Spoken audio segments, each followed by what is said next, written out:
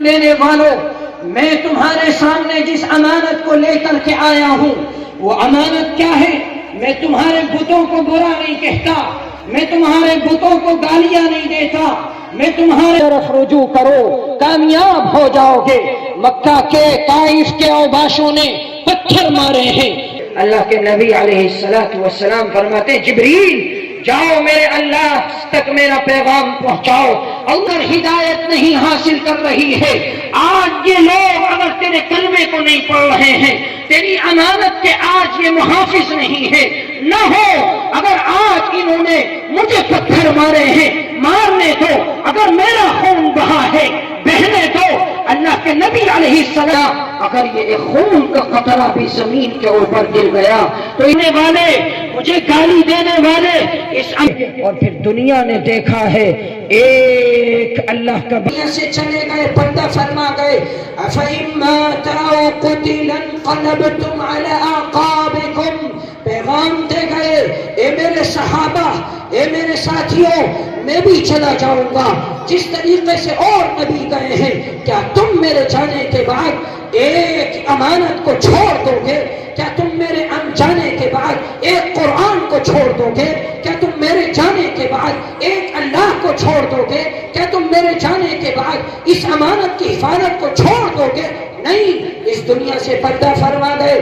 ابو بکر کی زبان سے یہ آیت نکلتی ہے اور کیا فرماتے ہیں ممبر پہ چڑھ کر کے، أَفَإِن مَّاتَ أَوْ قُتِلَ انقلبتم عَلَىٰ أَعْقَابِكُمْ۔ صحابہ کہتے ہیں جب ہم نے ابو بکر کی زبان سے یہ آیت سنی تھی، ایسا معلوم ہو رہا تھا جیسے آج ہی یہ آیت نازل ہو رہی ہے۔ ہمارے دلوں کے اوپر جو زخم تھا، ہمارے سینوں میں جو زخم تھا، اس کے اوپر جیسے مرہم ابو بکر نے رکھ دیا ہو اور پھر ہم مضبوط ہو گئے۔ ہاں، اس امانت کی حفاظت کا جھنڈا ابو بکر نے اپنے ہاتھوں میں لیا، وہ اس دنیا سے چلا گیا۔ اس امانت کا جھنڈا عمر نے اپنے ہاتھوں میں لیا، وہ اس دنیا سے چلا گیا۔ اس امانت کا جھنڈا عثمان نے اپنے ہاتھوں میں لیا تھا، وہ اس دنیا سے پردہ فرما گیا۔ علی نے آگے بڑھ کر کے، علی المرتضیٰ نے اس امانت کے جھنڈے کو سنبھالا تھا، وہ اس دنیا سے چلے گئے۔ یہ پیغام دے گئے کہ 1400 سال کے بعد پیدا ہونے والا جوان اور بوڑھا جو جلال پور کی سرزمین پر جنم لے گا، اے جلال پور کے جوانوں بوڑھوں مسلمانوں، ہم نے خون کو دے کر کے، خون کے قطرے قطرے کو اپنے جسم سے دور کر کے اس قرآن کی حفاظت کی تھی، اس کلمے کی حفاظت کی تھی، اس امانت کو سینے سے لگایا تھا۔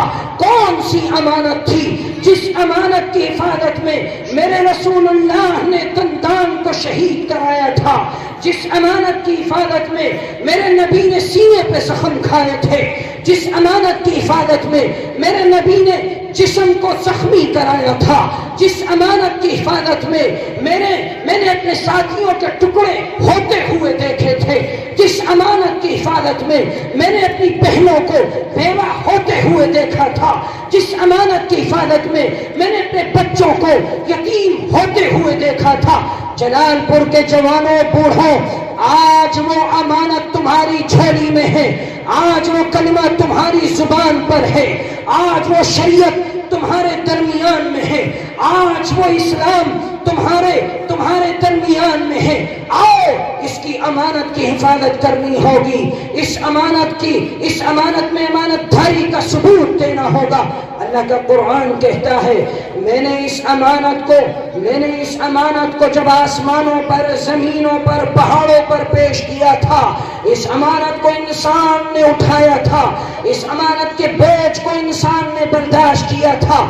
یہی وجہ ہے کہ لاؤ کوئی قوم ایسی، جاؤ عیسائیوں میں، یہودیوں میں، نصرانیوں میں، تمام امتوں میں، تمام انبیاء کے ماننے والوں میں، تمام کتابیں جو نازل ہوئی ہیں، لاؤ ان کتابوں کا حافظ، لاؤ ان شریعتوں کا حافظ، لاؤ ان انبیاء کی زندگیوں کا محافظ۔ کوئی چیز باقی نہیں ہے، باقی ہے تو میرے نبی کی زندگی باقی ہے، میرے نبی کی امانت باقی ہے، میرا قرآن باقی ہے۔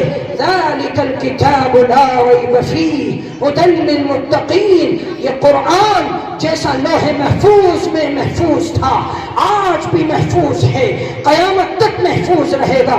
کیوں؟ اس لیے کہ اس قرآن نے عثمان غنی کے خون کو دیکھا ہے. اس قرآن نے نہ جانے کتنی تڑپتی ہوئی لاشوں کو دیکھا ہے. اس قرآن نے سنیرا کو چرتے ہوئے دیکھا ہے. اس قرآن نے صحابیات کو چرتے ہوئے دیکھا ہے. اس قرآن نے اللہ کے نبی کے زخموں کو دیکھا ہے. اس قرآن نے عائشہ صدیقہ رضی اللہ عنہا کی تکلیف کو دیکھا ہے. اس قرآن نے بچوں کو یتیم ہوتے دیکھا ہے. جلال پور کے مسلمانوں، آج تم سمجھتے ہو کہ ان علماء نے تمہارے دروازوں پر دستک کی کنڈی کھٹکھٹائی، آؤ ان مجلسوں میں شریک ہو. تم آئے، شریک ہو کر کے چلے گئے، چھوڑ دو. میں کہتا ہوں کہ یہ مجلسوں میں تمہیں دعوت دی گئی اس لیے کہ تم اللہ کے قرآن کے محافظ بن کر کے اٹھو گے، تم اسلام کے محافظ بن کر کے اٹھو گے، تم شریعت کے محافظ بن کر کے اٹھو گے، تم اپنے دین کے محافظ بن کر کے اٹھو گے. اللہ کی قسم، یہ وہ امانت ہے جو اللہ کا نبی ہمیں دے کر کے گیا ہے. یہ مدرسے وہ امانت ہیں، یہ مسجدیں وہ امانت ہیں. ان مسجدوں سے 5 وقت بلند ہونے والی صدا اللہ اکبر، اللہ اکبر، حی علی الصلاۃ، حی علی الصلاۃ کی صدا یہ امانت ہے. نماز امانت ہے، قرآن یہ وہ امانت ہے، کلمہ یہ وہ امانت ہے، روزے یہ وہ امانت ہے. اللہ کی قسم، یہ سجدے وہی امانت ہے، یہ داڑھی وہی امانت ہے، یہ ٹوپی وہی امانت ہے، یہ اسلامی لباس وہی امانت ہے، یہ اسلامی تعلیم وہی امانت ہے. اور یاد رکھو، اس کے بعد اللہ رب العزت والجلال نے فرمایا وَعَفَى بَيْنَ أَن يَحْمِلْنَهَا وَأَشْفَقْنَ مِنْهَا وَحَمَلَهَا الْإِنسَانُ إِنَّهُ كَانَ ظَلُومًا جَهُولًا. انسان نے اس امانت کے بوجھ کو برداشت کیا تھا، انسان نے میری اس امانت کی حفاظت کی تھی، انسان نے میری شریعت کی حفاظت کی تھی. لیکن آگے بڑے افسوس کے ساتھ قرآن کہہ رہا ہے إِنَّهُ كَانَ ظَلُومًا جَهُولًا. یہ انسان